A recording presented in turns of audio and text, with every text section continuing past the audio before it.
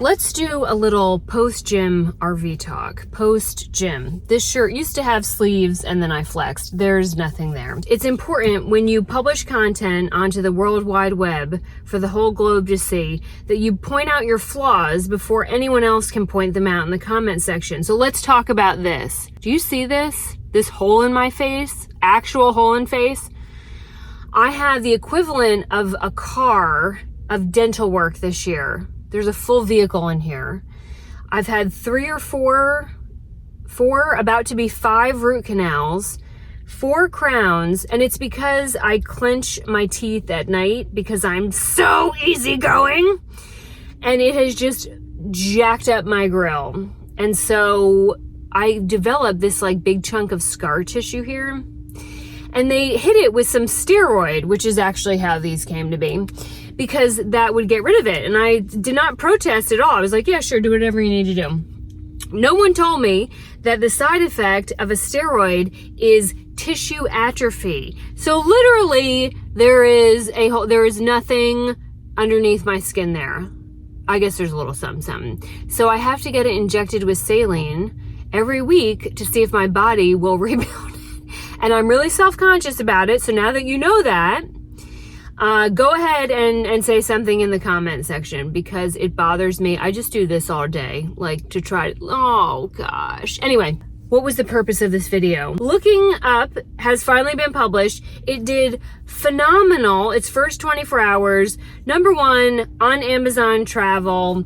My friends here have it. I get to see, people have been posting pictures of their book arriving.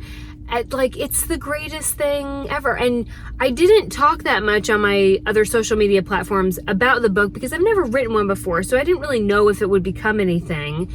And it's everything has been wonderful. I've been trying to enjoy every second of it despite looking like a jack-o'-lantern. If you got a copy, thank you so much.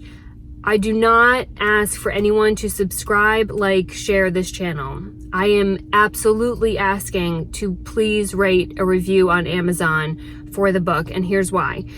In order to overcome the big box publishers, and in order to kick Amazon's algorithm into gear, because think of how many books there are out there. So to get it into gear, I need like 100 reviews. And then that should, in some regard, get me beyond the reef. And they'll start suggesting it. So please, I don't care if you quote the Old Testament in the review.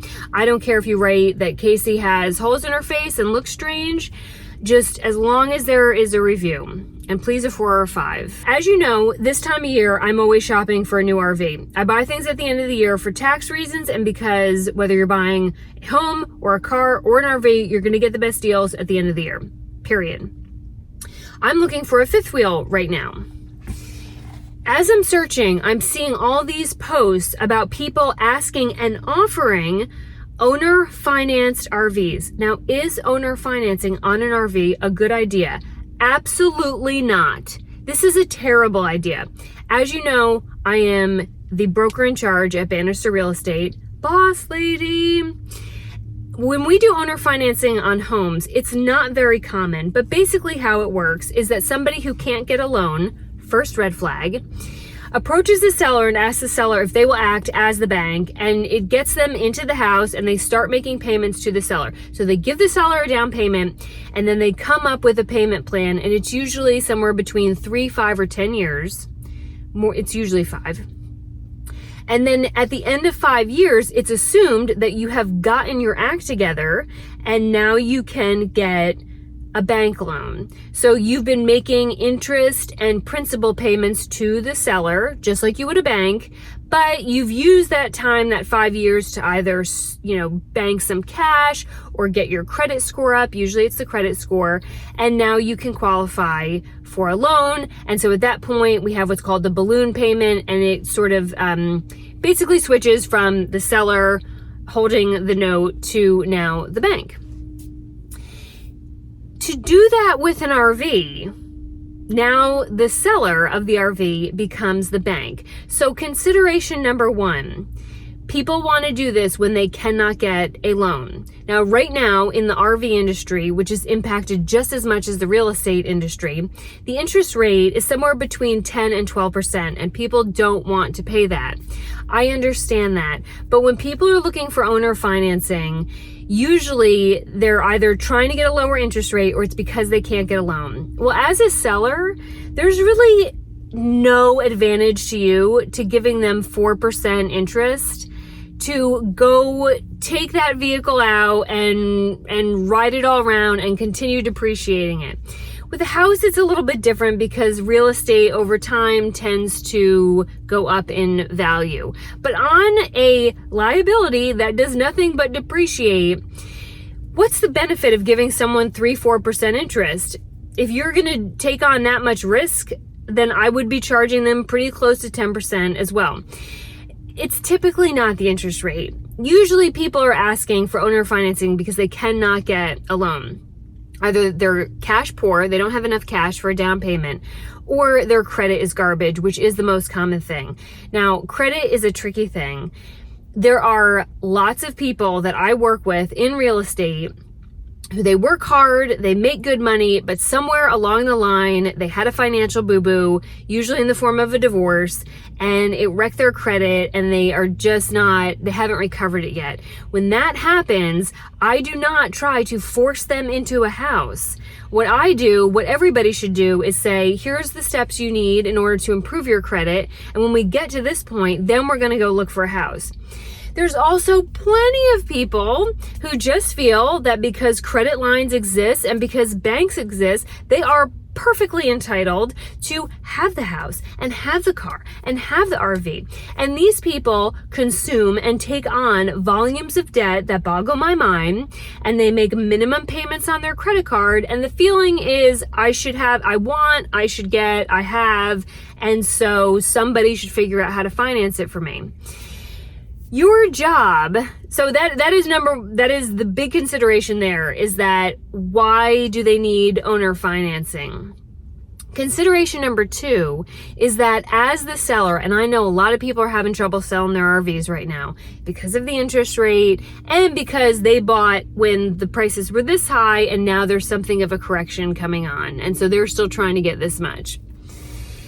I understand that there's a lot of pressure when you're trying to liquidate anything that you want to sell it. And so when somebody comes along and offers you full price and is offering to pay you interest, and they tell you a story about how reliable they are and oh, I just don't want to pay that interest rate, you have to know that you are going to assume the job of a bank. So are you comfortable running their credit reports? Are you comfortable asking them for bank statements? Are you comfortable diving into their financial history of someone you don't know to make all the considerations that a bank does? When you go to get a bank loan, it goes to underwriting, and the underwriters peel through your war chest, your financial resume, essentially, to decide whether or not you are likely to pay them back. And if your loan is denied, they have decided, based on a lot of things, that they don't think they're going to get their money back. So you are too high of a risk. Or if they think you're a little bit risky, they charge you a much higher interest rate. So now, as the seller of an RV, that is your job to take on. You have to then go research their whole financial panel and make as educated a decision as you can about how healthy of a financial house they have to pay you back for that RV. Are they going to give you that? Now, here's something to pay attention to. If you start asking for these things, like I need to run a credit report, can I please see some of your bank statements? If they start to get their back up against the wall, then as far as I'm concerned, that's all the information that you need. Now, if you meet Kingston and Sophia and their 3-legged shelter dog named Whiskey, and they tell you that the story is they just don't want to pay 12% interest, but like they're good for the money, and you sell them your RV or your van conversion on owner financing, then you are a grade A ding dong, and you deserve to learn this lesson the hard way. And you will learn it the hard way. Here's the big reason, consideration number 3, why this should absolutely not happen. I think you are straight up crazy train to owner finance an RV. It is mobile. That is the big issue. So when you owner finance real property in the form of real estate, if the buyer stops paying, you get the house back. Now you got to go through foreclosure and all that rigmarole, and there's different ways to structure it, but you get the house back. So you're going to be out some money, but the actual thing of value is returned to you. How do you think that's going to work on an RV? So in general, people tend to ride these things real hard because they don't know how to drive a vehicle like that. And it has wheels to be taken elsewhere and hidden. And how the hell are you going to find it again? So let's say that you do owner financing and you give it to Kingston and Sophia. They're going to get a title with their name on it, and then you have a lien against that title as the seller. Well, they stop making their payments, and you call them and you call them and you text them and you message them on their tiki-talkie, and they go MIA because Kingston and Sophia don't have any money, or they're not planning on paying you back, or they're going to pay you back super late.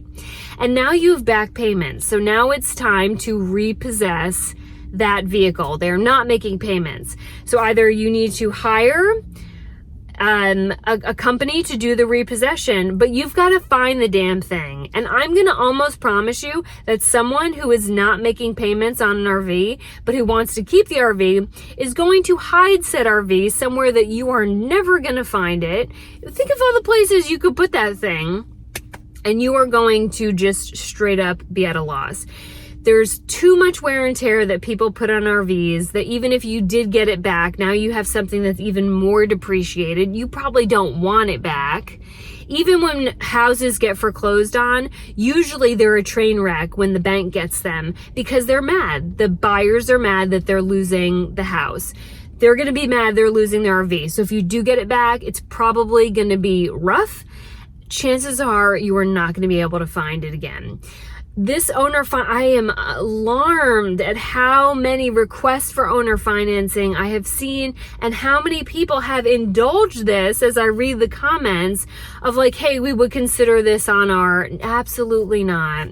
If you can't sell your rig, just like if you can't sell your house, usually the issue is price. So I see a lot of 22s, a lot of 21s, and a lot of 23s right now, model year, that are the same price as the 24s that the dealerships are selling because the dealers are adjusting for that correction that's happening, but these people are still trying to get their money out of it because they paid too much over those years that the RV industry was booming because of COVID.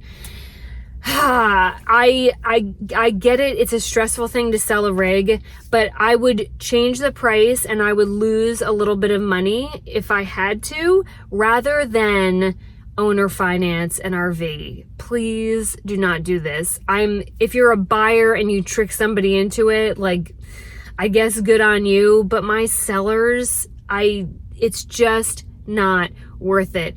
Put it in your backyard, rent it out, put it on Outdoorsy or one of those, turn it into an asset, rent it out that way.